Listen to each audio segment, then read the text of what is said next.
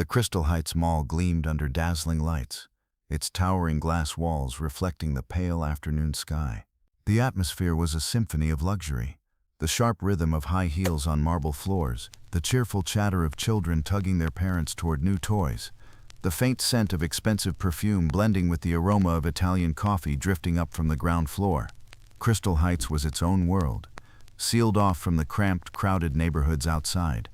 Amid this glittering scene, a slender black girl pressed herself against a marble column in the grand hall.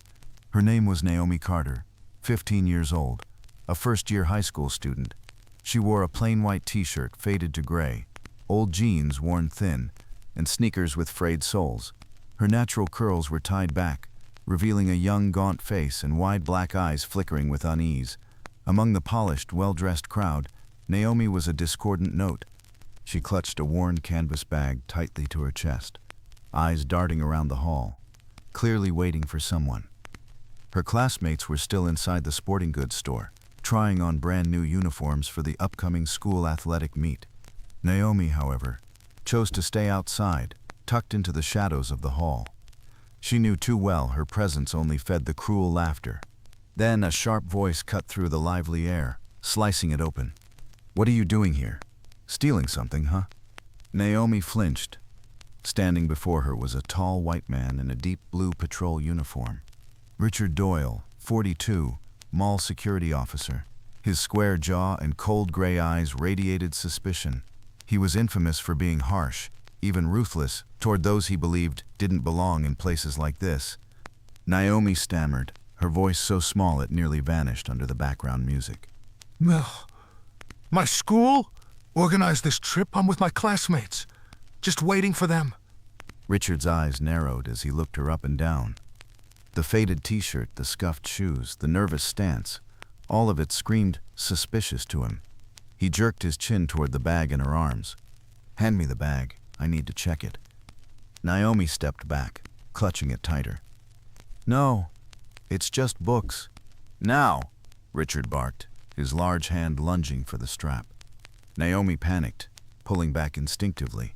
In the struggle, something small and hard slipped out, hitting the marble floor with a metallic clang. Both of them glanced down. A silver badge. Its surface glimmered under the mall's lights, engraved with the insignia of the U.S. Special Forces. Richard snatched it up, holding it high with a mocking smirk. "And where'd you steal this from?" "Wait a second.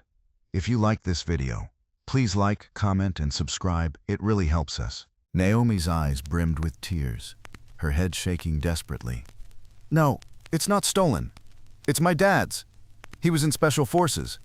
The words had barely left her lips when her classmates spilled out of the store, bags of crisp new uniforms in their arms. They spotted the scene instantly, and laughter erupted, sharp as knives. "Oh my God, not this again. She's still bragging about her Special Forces dad. Look at her ratty shirt if her dad's a hero. Why's she dirt poor? Bet she found that badge in the trash." Typical. The sneers spread like wildfire through the hall. Richard chuckled too, piling on. "I'm not afraid of your daddy. Special Forces, don't make me laugh." Naomi lowered her head, her thin shoulders trembling. Her throat closed up, words stuck in silence. Tears blurred her vision, shame crashing over her like a wave. At 15, in the middle of a crowded mall, she felt naked, exposed, completely alone. And then, a voice rang out, deep and commanding, slicing the air like steel. "Stop, right now." The sound froze the entire Crystal Heights Mall. Laughter died mid-breath. Footsteps halted.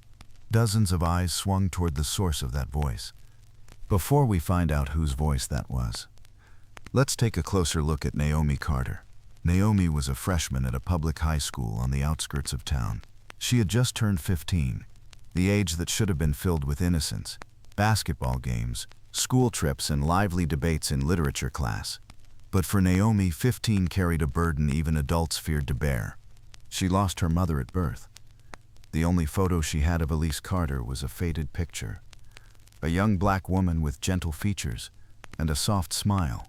Naomi knew her mother mostly through her grandmother's stories. Mildred, 72, frail and bent with age, would sit in her rickety wooden chair, stroke Naomi's curls and whisper, "Your mother used to sing beautifully, Naomi." Her voice was like morning sunlight. "It's just a shame you never got to hear it." Naomi would bury her face in her grandmother's lap, comforted yet aching. Her father, David Carter, had once been in Special Forces. 6 years ago, when Naomi was only 9, he went on an overseas mission. The military sent back a letter with just a few lines: "Missing in action, presumed killed, no body, no evidence." But Naomi never believed he was gone. In her young mind, her father was still out there, strong, proud, unbroken. Each time she held the silver badge etched with the Special Forces insignia, the one her grandmother kept like treasure, her faith burned brighter. She believed her father was a hero. That belief became a cornerstone of her childhood. At school, though, it became her curse. Since elementary, classmates mocked her. "Liar. A black girl with a Special Forces dad. Yeah, right. If he was so special, why are your clothes so ragged?" Day after day, their words cut deep. Some afternoons, she would run home, sobbing into her grandmother's arms. Mildred, frail but fierce, would rub her back and murmur, "Don't listen, Naomi. You don't have to prove anything. Just keep believing in your father." But time wore her down. Mildred grew weaker, her coughs harsher in their crumbling rented house. Naomi stopped crying in her lap, swallowed her pain, and endured the bullying in silence. In the school halls, she was cornered. "Hey, where's your special ops dad? Why doesn't he pick you up?" Then came the laughter, leaving Naomi clutching her backpack straps so hard her hands bled. That day, the school trip to Crystal Heights Mall was supposed to be ordinary. The administration sent the whole grade to buy uniforms for the sports festival. The bus pulled up. Kids burst out like birds from a cage, rushing toward glowing storefronts. Naomi slipped off the bus too. But instead of joining them, she pressed herself into a shadowed corner. She knew if she went in, she'd only be ridiculed. She had no money for uniforms anyway. Her teacher had quietly said attendance was enough. So she decided to wait. Just wait until her classmates come back, then get back on the bus. Leaning against a cold marble pillar, she watched glossy bags pass by in strangers' hands. Her heart pounded, but she forced herself to stay calm. She counted down silently. 10 minutes? 20? Her fragile peace shattered when Patrol Officer Richard Doyle spotted her. From across the lobby, she caught his gaze, hard, suspicious, the kind adults often gave her. The look that said a black child didn't belong in luxury. Naomi's stomach dropped. Trouble was coming. When he approached and barked, "What are you doing here? Stealing?" She stammered out an answer, her voice trembling. She couldn't meet his eyes. When he demanded her bag, terror gripped her chest. Inside were only books, a few trinkets, and the silver badge, her father's badge, the one proof of her unshakable faith. They struggled. The badge fell. The clang echoed like metal scraping her heart. The officer snatched it up, sneering. Naomi gasped out, voice breaking, "It's my dad's. He was Special Forces." And as if fate wanted to twist the knife, her classmates poured out of the sports store, laughing, uniforms in hand. When they saw her with the officer, their smiles curled into cruel delight. "She's lying again. Poor kid's only got stories." "Special Forces, Dad? Then why's she dressed like trash?" Laughter exploded. Phones came out, recording her humiliation like a spectacle. The officer laughed too. "I'm not afraid of your daddy. Special Forces?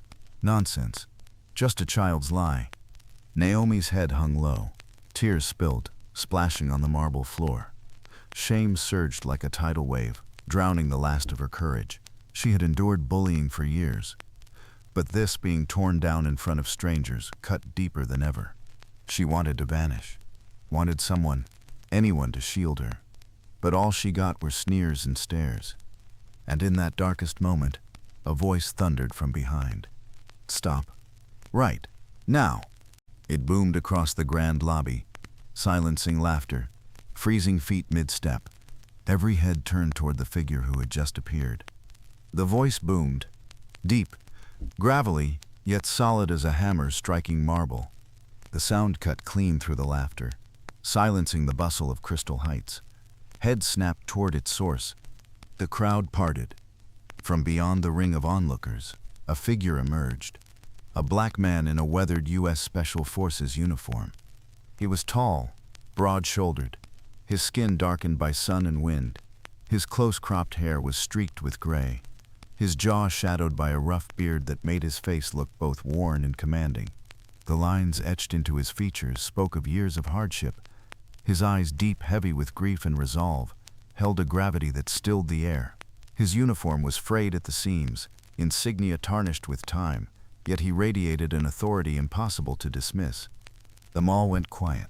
The students who had mocked Naomi fell silent. Even Officer Richard Doyle, the white patrolman who had been barking at her, froze for a beat before sneering to cover his unease. "Oh, look at this. Another black man in some army costume. What is this? A street show? That uniform looks like it came from a flea market. This isn't Hollywood, pal." The man didn't answer. He advanced, each step deliberate, steady, like the beat of a war drum. When he stopped just feet away, he reached into his chest pocket and drew out a military ID card. Its edge was cracked, the plastic worn thin, but the engraved service number gleamed under the lights. He held it up to Doyle's face and said, each word sharp as a blade, "This is my military ID. Captain David Carter, United States Special Forces." Then, from the same pocket, he pulled a small folder stamped with a glaring red seal, declassified. The U.S. crest emblazoned the cover. He flipped it open. On the first page, bold letters declared, "Confirmation, Captain David Carter, missing in action, 2017, rescued and returned to service." A suffocating silence blanketed the atrium. The crowd stared, stunned. Richard Doyle's smirk collapsed. His breath caught in his throat. Naomi lifted her head. Tears welled, but this time not from shame, from shock, from hope. The man before her, in the battered uniform, with the graying beard, his face matched the faded photographs. The soldier turned, eyes trembling with light, and fixed them on her. His voice cracked, heavy with 6 years of silence breaking apart. "Naomi, don't you recognize your father?" Naomi froze. Her bag slipped from her grasp, and the silver badge clattered to the marble once more, ringing out like a bell of truth. Her lips trembled. "Dad? Dad? Is it really you?" He nodded fiercely, as though afraid she might doubt. His eyes flooded. He spread his arms wide. Then Naomi broke. She screamed, ran, and threw herself into his chest. She buried her face in the dust-stained fabric, sobbing with years of pent-up grief. "I knew it. I knew you were alive. I never stopped believing." Captain David Carter wrapped her in trembling arms, strong yet unsteady, as if he could shield the world from touching her. For the first time in 6 years, tears traced down his battle-scarred cheeks. For the first time, he heard the word "Dad" in her living voice. The crowd stood in stunned silence. The students who had mocked her lowered their heads, shame searing their faces. Richard Doyle's jaw clenched, his skin clammy with sweat, words failing him. David stroked Naomi's curls, his voice breaking but firm. "My girl, for 6 years I was in hell. Captured by insurgents during a mission in the Middle East. Locked away, interrogated, cut off from the world. I thought I'd never see you again." He paused, swallowing hard. Naomi looked up through her tears, heart tight in her chest. "But how? How are you here now? How did you get free?" David's gaze drifted, far away and heavy. "Only recently. An international strike freed us. I survived.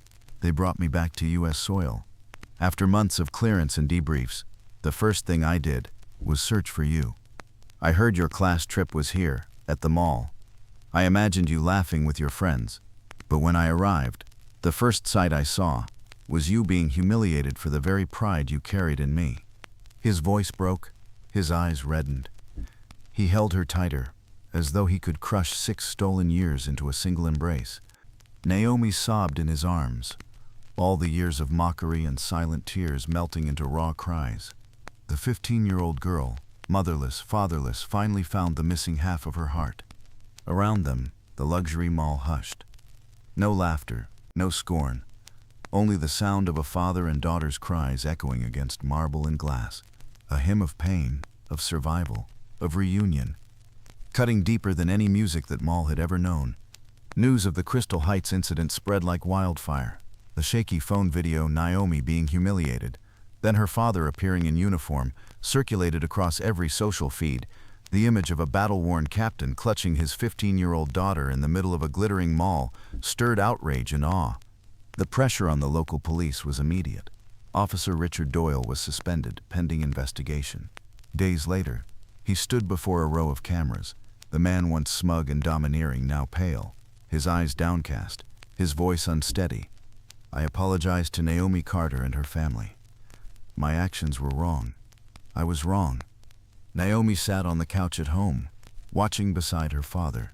She didn't speak, only tightened her grip around his hand. The apology did not erase the sting of that day, but at least justice had spoken out loud. When David Carter finally walked back through the front door of the family's weathered rental, his mother, Mildred, could hardly believe her eyes. The 72-year-old woman clutched the frame, her thin body trembling. "David, it's really you." Her voice cracked, vision blurred with tears. "It's me, Mom. I'm home," David said, wrapping her into his arms. Mildred broke down, sobs shaking her frail shoulders. Naomi wept beside them, 3 generations folded into a single embrace. In that cramped house with peeling paint and a leaking roof, warmth filled the air richer than any mansion's glow. The story didn't end in the Carter household. It reached Naomi's school. For years she had been the punchline, liar, pathetic, the poor girl making up stories. But once the truth stood undeniable, the narrative shifted. At an all-school assembly, Principal Charles Whitman, his silver hair gleaming under the stage lights, addressed the students. His voice rang firm. "We witnessed something painful. One of our own was bullied, demeaned because of her skin and her pride. This must never happen again. From this day, our school will take strong measures against racism and against bullying. We begin now." The auditorium fell silent. Students who once mocked Naomi stared down at their shoes. The weight of regret pressed the air heavy. Then came the sports festival. The stadium roared with drums and flags. Hundreds of students in crisp uniforms lined in rows. But the moment everyone awaited was the torch lighting. Principal Whitman's announcement echoed. This year's torchbearer, Naomi Carter. Naomi froze. Her heart pounded, legs stiff as stone. Applause erupted, carrying her forward. She mounted the platform, the torch burning bright in her hands. She turned her head. In the stand sat her father, Captain David Carter. Still in his faded uniform, he smiled, a calm, proud smile. His eyes gleamed, saying what words could not. "Keep walking, my daughter. I'm right here." Naomi drew a breath, lifted the torch high. Flames danced across her young face, catching on lingering tears. She stepped out, leading the procession into the field as the stadium thundered with cheers. Life at school began to shift. No more jeers in the hallway. No more pranks with missing shoes or stolen books. Some of those who had tormented her muttered shy apologies. Naomi didn't gloat, didn't lash back. She simply nodded, her quiet smile carrying more weight than any revenge. Because she had learned, true strength lies not in striking back, but in holding your dignity. That night, Naomi sat by her bedroom window, the silver badge resting in her palm. Moonlight gleamed across its surface. She pressed it to her chest and whispered, "Dad isn't just a hero in my stories anymore. He's real, and I'll live worthy of this badge." A soft breeze stirred the curtains, as if in reply. Naomi smiled, drying her tears. The day had closed, but in her heart, a new chapter had begun. One written with the return of her father, the awakening of her community, and above all, the unshakable truth that dignity and pride, when held firm, will always draw the light. Message. The story of Naomi Carter is not only about a father and daughter reuniting after 6 years apart, but also a reminder of the strength of faith and dignity. A black girl once scorned and mocked for her poverty and her skin color stood tall when the truth was revealed. Her father was a special forces hero, yet more importantly, he was a flesh and blood man who returned to hold his daughter in his arms. From the humiliation in a shopping mall to the blazing torch at the opening ceremony, Naomi walked through darkness with a pride that never dimmed. Her journey reminds us that justice may arrive late, but true dignity and the love of family will always burn like a flame, powerful enough to push back prejudice and injustice.